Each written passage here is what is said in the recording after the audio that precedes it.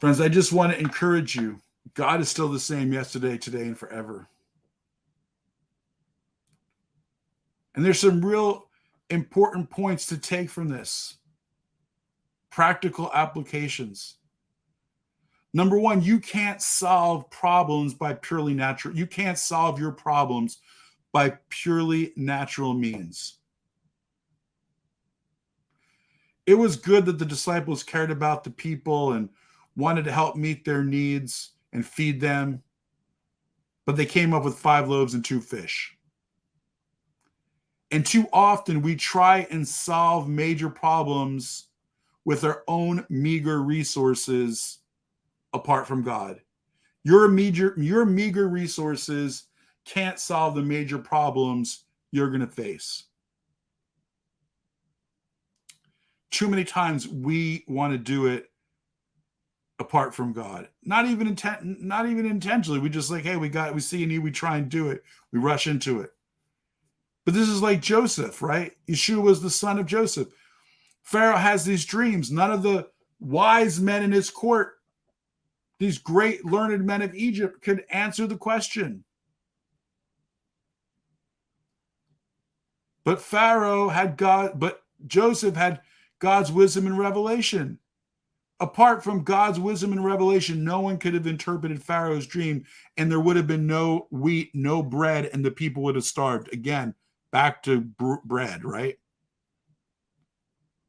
First and foremost, we have to bring our problems to God and trust him. Bring every situation to God, right? Big decisions.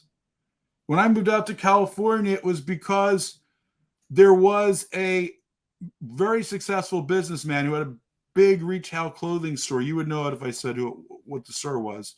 But he was a billionaire. But what's amazing is he came from Asia to the U.S., and he barely had a high school education. He was pumping gas. He would ask the people whose gas he was pumping, "What do you do?" And he saw that many of the most successful people that drove the nicest cars were in the clothing business, fashion. So him and his wife saved enough money to buy a failing store, turned it around, and created a business empire, a clothing empire. And I asked him how he built such a big business, how he became such a huge success. He gave a lot of money to kingdom causes. And he said it was very simple. He goes, it's not that I'm smart. I'm not that educated. I don't have an MBA. He said, what I do is I sit with God for hours each day, and I lay all the opportunities and decisions before him, and I pray, and I wait for God to answer. Wow. Talk about a business strategy. Do we really come to God and ask him for his direction? The more we rely upon God and not on our own wisdom and experience alone, God will multiply what's given to us. That's simple faith. It's also important to understand God will use what's in your hand. 5 loaves and 2 fish. That's what they had. That's what Yeshua did the miracle with. Think about Moses, right? Yeshua is greater than Moses. Moses like, God, you can't use me. I can't go. I'm heavy of speech and slow of tongue. I'm not eloquent. Send someone else. And God's like, I'm going to give you a sign. And one of those signs was his staff. Take what's in your hand. The staff was in his hand. God used what was in Moses' hand. Then there was Elisha, 2 Kings 4. Now there was a certain woman of the wives of the sons of the prophets cried out to Elijah, Elisha, your servant, my husband is dead. You know that your servant feared Adonai. Now the creditor has come to take my children to be his slaves. What should I do for you? Elisha asked her, tell me what do you have in the house? She replied, your handmaid has nothing in the house except for a jar of oil. Then he said, go borrow for yourself vessels from all your neighbors, empty jars, not just a few. Then go inside and shut the door behind you and behind your sons and pour into all the vessels, setting aside what is full.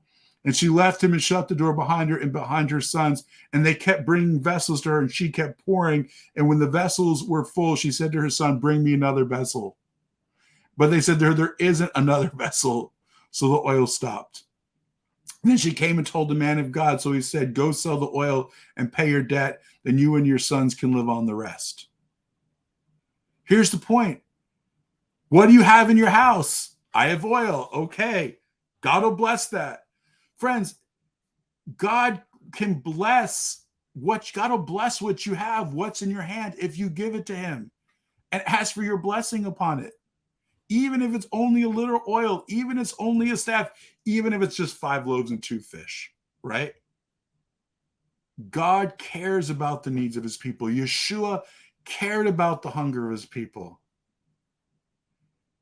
And because he cares and because he's moved with compassion, you can trust the Lord to meet your needs.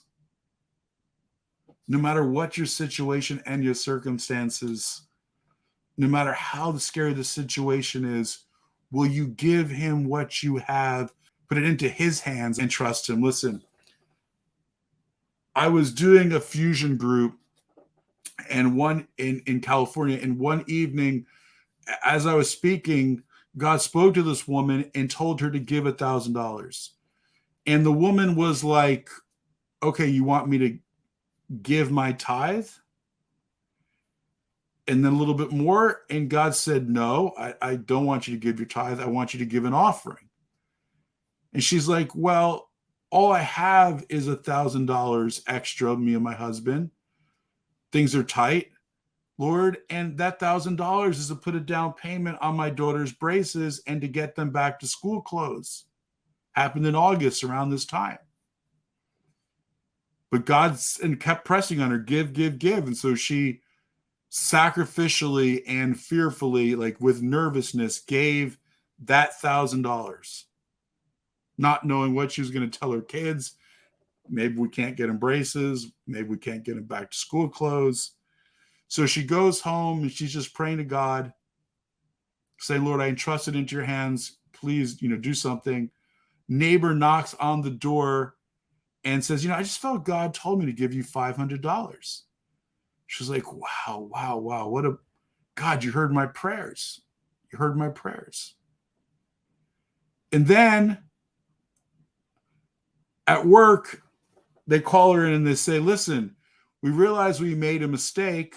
We owe you an extra $1,000. And she's like, wow, I don't even know how that's possible since I'm the one who keeps the books. But they showed her, and okay, they owed her $1,000. Now, not only did she get the $1,000 she put out, but the $500 on top of that, right? But here's what's amazing. Her neighbor, God put it on someone else's heart to come over and says, listen, God told me I should pay for your daughter's braces. She's like, you mean the $500 to put towards the down payment on my daughter's braces? She said, no. How much are the braces? She said $5,000 about. She said, let's go. I'm going to pay the entire amount of the braces. She gave the 1,000. God gave her the 5,000 for the braces, the $1,000 to replace the seed, and 1,000 on top of that, $5,500 on top of the 1,000 that she showed. 5, the number of bread, 5 loaves, 5, the number of grace, 5, the divine breath God breathed upon what she had in her hand and blessed her. Friends, that's how God operates. That's how good he is. That's how much he cares. I'll never forget, I was doing we had a Fusion Hollywood group. We were doing a group in Hollywood, and there was this girl who didn't know how she was going to pay her rent. She was at the Bible study, and we just prayed that God would bless her and multiply her resources like he multiplied the bread and the fish.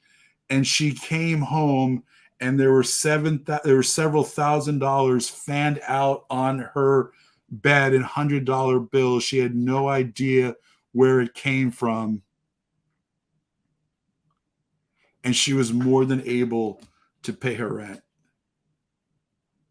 God turned, just amazing, right? That letter hey, that number 5 is also the ha ha ha, God laughing. The laughter of God, because he's such a good father. And he loves to bless us. I love to bless my family. I love to bless my kids. There's no greater blessing. Friends, the greatest blessing of wealth, the joy of wealth, is the opportunity to bless others and to sow into God's kingdom, right?